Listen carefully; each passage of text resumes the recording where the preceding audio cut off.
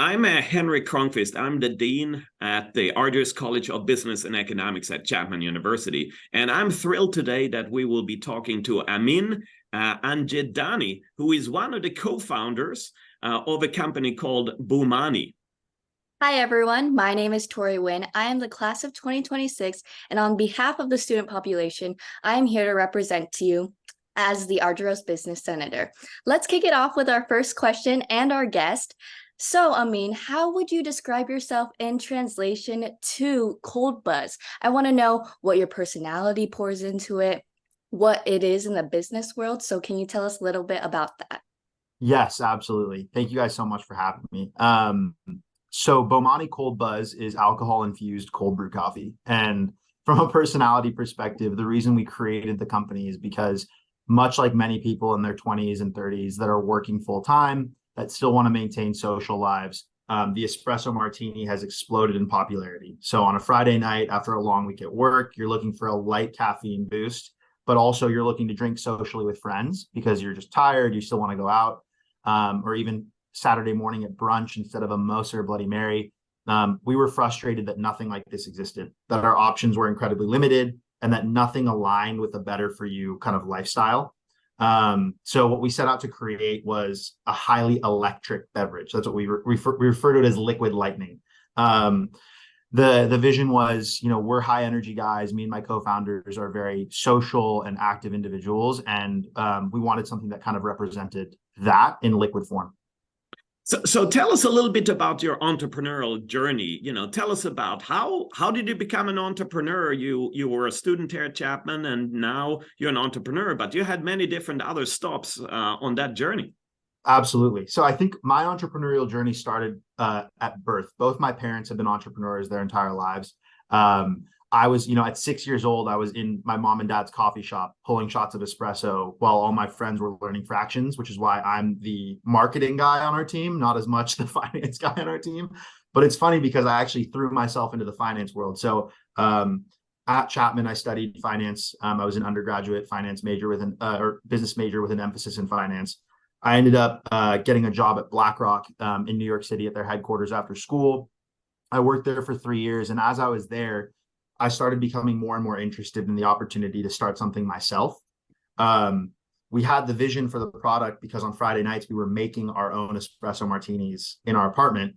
And one day my co-founders and I came together and we were like, wouldn't it be nice if we didn't have to make this 15 times over for all of our friends? Wouldn't it be nice if we could just crack a can open and drink this? And so we were inspired by the actions of others. So other people who had become entrepreneurs really inspired us.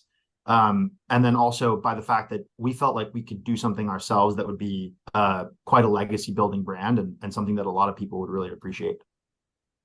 Yeah. And so speaking of marketing yourself and entrepreneurship, how did you land those deals, or what can students do to find people to invest in those deals as well? Yeah, absolutely. So I'll talk about this in kind of two different ways. So obviously there's, raising capital. That's one big area of business as it relates or opportunities as it relates to starting your own business. And then there's, business development as it relates to opening new opportunities with retailers or distribution platforms for your brand and product. And I'm speaking in the realm of physical products like consumer packaged goods. So obviously there's a whole different world as it relates to software and SaaS or technology that I'm not as acutely familiar with. As it relates to raising capital, I think one thing that people really underestimate is the power of their network. People talk about networking, but oftentimes I think we conflate just shaking hands and meeting people one time with networking. But networking is really what you put in is what you get out type relationship. And all you have is like the quality of your name and the value of what you provide to people, and then really not asking for much in return until the timing is right and it offers value to both parties. So I think there's this constant dance of like being social, being active, being, participative in your community, giving more than you take, really comes back to support when you look to raise capital, because individuals that you've worked with or that you've been around your entire life will trust that you are a good steward of their investment, and that you'll return for them, hopefully in excess of their initial investment in the long run. And so when it came to raising capital for us, it was really just going out to people who we'd known for a very long time, who trusted us, who had seen our work, who had worked with us, who were friends, family, but also from the kind of institutional side, people that we could prove, via hard data. Hey, we've done this so far. We've bootstrapped to this point so far, and look at what we've produced. Look at what we've created. It's a valuable opportunity for you to make, a great return on your investment.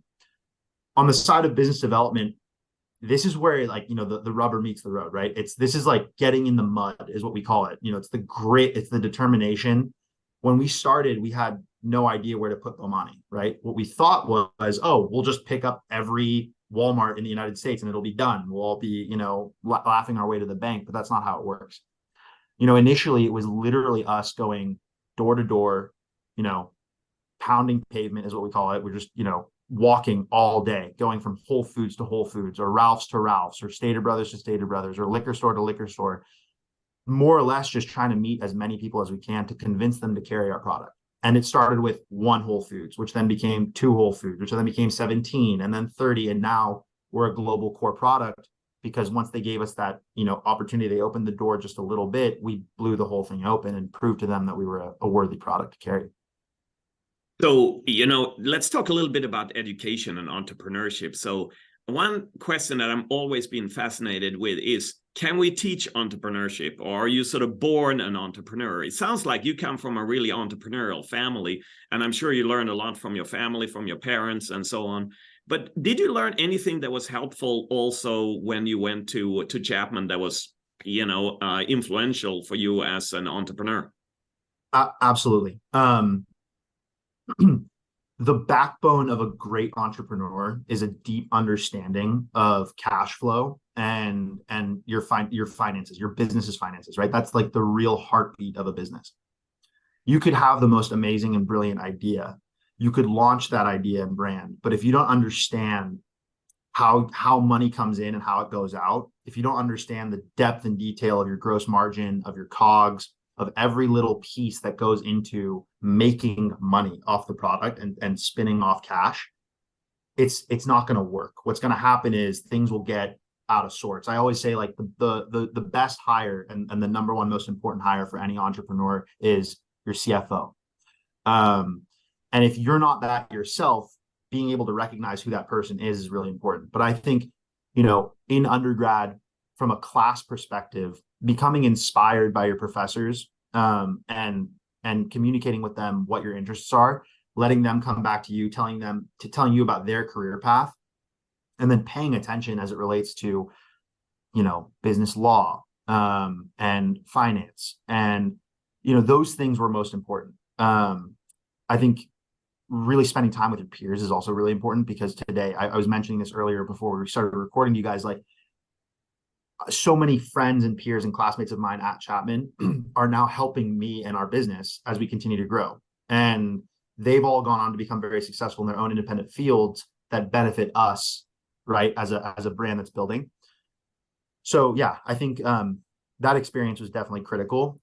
Do I think you're born or taught to be an entrepreneur? I think there's a combination. I think when people say, are you born an entrepreneur? I think there are individuals who have a larger appetite for risk.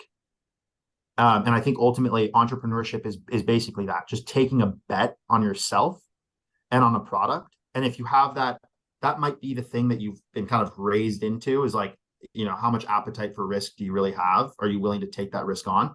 But outside of that, I think that all of this is teachable. I think that anyone can go start their own thing. And the path is different. Some people might go work, I was at BlackRock. I might have been there for 20 years before I started my company. I was only there for 3 years before I started my company. And I think that there's no real hard timeline. I know people who have started businesses at 60 and people who have started businesses at 10 years old, right? So I don't think there's any determinate thing that says, you're born an entrepreneur or you're made one. I think anyone can become one. That's really great, and I'd love to hear that.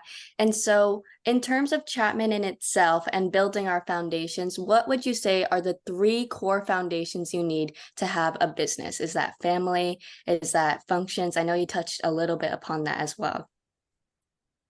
Yeah, the 3 core functions. Okay, so the first is I would say a very deep understanding of your gross margins, right? Is understanding margins, right? If you make a great product that costs you more to sell than it actually makes you to sell, you don't have a good product, right? So whether that's software or physical products, understanding the numbers is like principle number one. You need to understand the numbers. And that goes beyond just the product itself. That goes to what mathematically, what do you need to do step by step to grow the business, to scale the business slowly but surely and methodically? How much capital do you need to raise? So understanding the numbers is a pretty general statement, but it's a very, very important statement. The second is you need to have, and I call this like the Teflon skin. You've got to be able to just let things come to you and brush off. You have to be able to smile through it all and willingly kind of take a lot of no's and rejection over and over and over and over again in anticipation of the win, right? It's like battles versus the war, right? Every little battle, you might not win them all, but eventually you can win the war if you just keep at it every day. So it's that grit, that determination, that persistence. I think that's really, really important. So understanding the numbers is number one, persistence is number two. And number three is, I think a lot of entrepreneurs allow themselves to become wholly consumed by what it is they're doing. And this was a lesson that I had to learn early on because we launched our brand at the onset of COVID. You've got to be able to find a little bit of balance.